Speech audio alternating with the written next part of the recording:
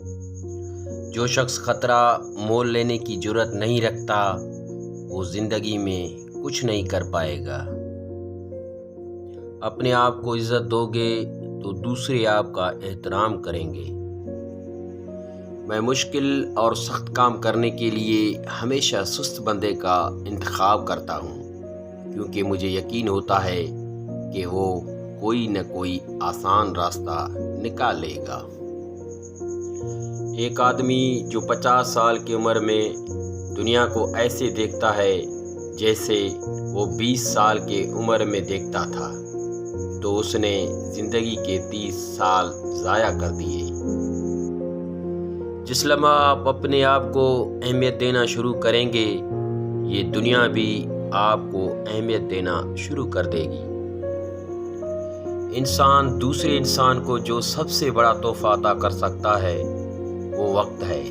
اس سے قیمتی تحفہ انسان کو نہیں دے سکتا۔ بوجھ اٹھانے والا کسی پر بوجھ بننا پسند نہیں کرتا۔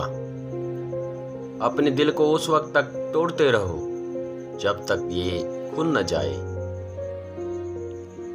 نادان ڈھول کے مانند ہوتا ہے، بلند آواز ہوتا ہے مگر اندر سا خالی ہوتا ہے۔ سب جیسوں میں سب جیسا نہیں بننا، خود کو منفرد بنائیں، خیالات، شخصیت اور عادات کے لحاظ سے۔ تعلیم انسان کو بولنا تو سکھا دیتی ہے مگر یہ نہیں سکھاتی کہ کب، کہاں اور کتنا بولنا ہے۔ خاموش انسان خاموش پانی کی طرح گہرا ہوتا ہے۔ جسمانی امراض پرہیز سے جاتی ہے اور روحانی امراض پرہیزگاری سے۔ اپنا خیال بھی اہم ہے، لیکن سب سے اہم خیال اس کا ہے جس نے تجھے صاحب خیال بنایا۔ مومن وہ نہیں جس کی محفل پاک ہو، مومن وہ ہے جس کی تنہائی پاک ہو۔